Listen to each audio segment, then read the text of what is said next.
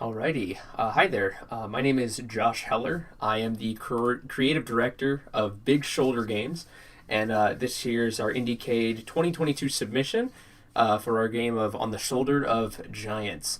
So I'll go ahead and click a new game here.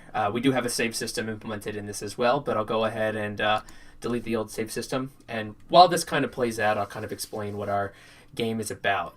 So, On the Shoulder of Giants is a 3D puzzle platformer game that involves precise 3D platforming mixed with time resource management. The goal of the game is to try to get through the whole open world level as quickly as you can while managing your time, as you are always on the clock and needing to get through everything as quickly as you can. So we'll start off here in the intro room here. We'll lightning bolt ourselves in here in just a second. There we are. And you can see here, we kind of have a little starting area, the machine that we left with. We have some intro boxes here, just kind of telling us some story elements. And then going out here, we have the tutorial section. Talking to this NPC will kind of give a bit more of a story background of where we are and what we're doing. As well as some basic instructions using WASD to move and spacebar to jump, as well as some mechanics such as you're always on the clock, you need to be mindful of that, as well as the combat system we have in here. These instructions can always be viewed from the help menu here as well. But besides that, we also have a little tutorial section to kind of get people accustomed to how platforming works in this game. So we just have a simple little segment here that we can just quickly get through, no problem. And then we teleport right back into the area, into where then we lead the player to the exit sign, into which the game actually starts. We have the player starting off with 2 minutes, and setting a checkpoint, so if they ever do run out of time or die or faint in this game, they can start back there. We just have some enemies here that we can fight, and when we get hit, we lose some time. But upon defeating them, they drop a lot of quarters, which will restore some time for us. I believe it's about 15 seconds per quarter picked up. And we'll just go ahead and collect these coins here, just so we have a bit more time to work with. We'll jump down here in this room, kind of a break room, and there's some more guards in this area. We'll just go ahead and dispatch these guys real quick. And as for this next part, we come across our first puzzle for kind of room exploration here. As you can see, there's a door over here that we need to unlock, as it cannot be opened, and there's a keypad. We can utilize this keypad and input a code, but as you can see, putting in the wrong code will not open the door. Over here we have a computer console that we can hack into, of course, as well as some kind of information that we may not know how to go about yet.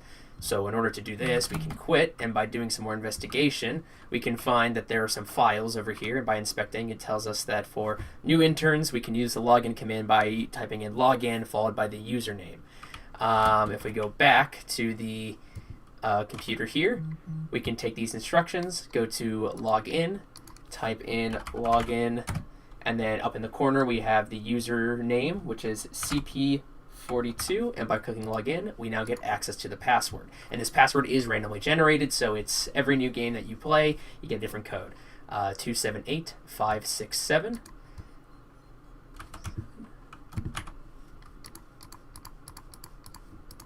And with that, the door opens. We also have some employees here working, as well as a very precarious looking shrine here to a certain individual.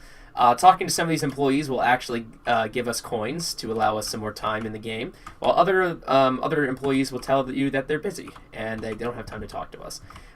So the point of the game is to try to find codes and to break into the next areas. And to do that, we access through arcade machines, like we mentioned before. So by smashing this glass here, we can access this next little platforming puzzle here. Every platform puzzle will give a checkpoint. And as you can see, we have these kind of jump platforms that switch in position whenever we jump.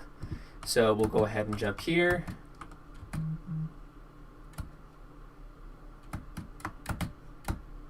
And we made it just in time there. All right, and then we have this kind of spiral staircase that climbs up. This is more or less to kind of test not only some maneuverability, but also to really test how much time you've collected at this time.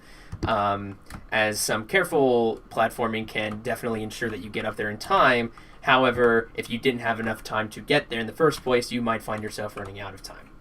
So here we have another terminal, and using the same kind of thing, we can type in login juck02 to get another password, 784081.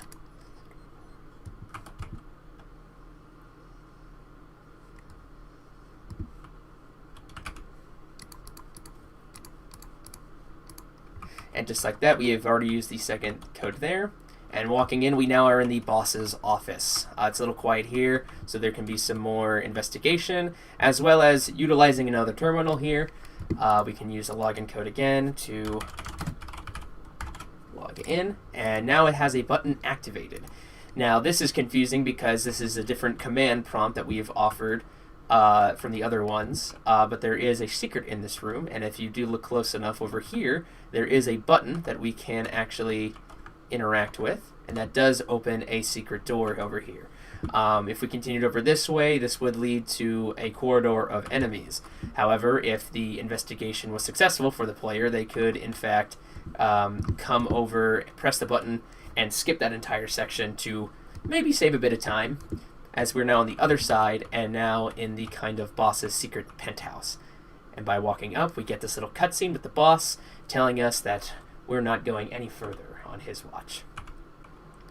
And so here he starts to explain some more story stuff just to kind of help the player interact here, saying we already have a better phone and that we're after his coin that he has that we need to progress throughout the game here. And afterwards, he gets upset and sends us through a gauntlet of puzzles. Of course, we're always given a checkpoint, and now we can kind of go ahead and combine some of the elements of the game that we've already seen, these kind of jumping platforms, progressing through in quick succession over here, jumping, and now we have these kind of wire-thin platforms that are a little hard to maneuver, but if you manage to get there,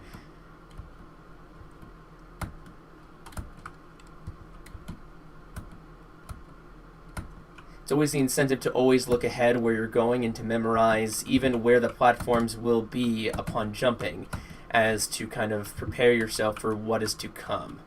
So we'll jump on this kind of wire again, making sure not to fall.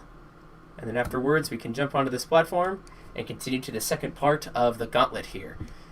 So now we have a bit of a maze situation going on here that's a bit hard to navigate, but this is more or less supposed to be a bit of a time waster. So long as you can try to figure out where to go, then you can save some time. However, if you get lost or start hitting dead ends, the player will find out that they could either run out of time or even find themselves losing a lot of time in the future puzzles here. And in the last segment, here we have these kind of collapsible platforms in a staircase-like motion. Standing on these platforms for too long will cause them to collapse and send you plummeting down below, and that's never a good thing. So you kind of need to be quick on your feet, making sure you're getting all these jumps, and finally reach the end here, to which then you are teleported back to the beginning of the boss encounter to where he surrenders, saying that we beat all of his puzzles and that he concedes. And here we go, he's starting to talk about how he doesn't understand anything about all this for a mangy old coin, but enough, he lets us live, and we get access to the large kind of token that we needed. Upon picking it up, we are teleported back to the beginning, to where we are able to insert it into the machine, and to where we are finally completed the level. We get this little kind of outro cutscene, as this is currently just a demo of our first level here. This kind of goes into everything. And as the screen fades to black, that is the end of the level and the end of the demo, to where it is then shown to the credits scene. We had done this for a class project and wanted to also attend the Indiecade with this. We had a lot of ups and downs and lots of figuring out of different elements and different puzzles. In the future, we really hope to really solidify the use of time management, or even use time to our benefit. Maybe even as a currency system for accessing certain parts of the area, or even challenge areas, or even finding new ways to manipulate time in the game itself. But other than that, right now, that's what we have for On the Shoulders of Giants. We hope you've enjoyed this little presentation, and we look forward to hearing all and any feedback that you have for us. Thank you.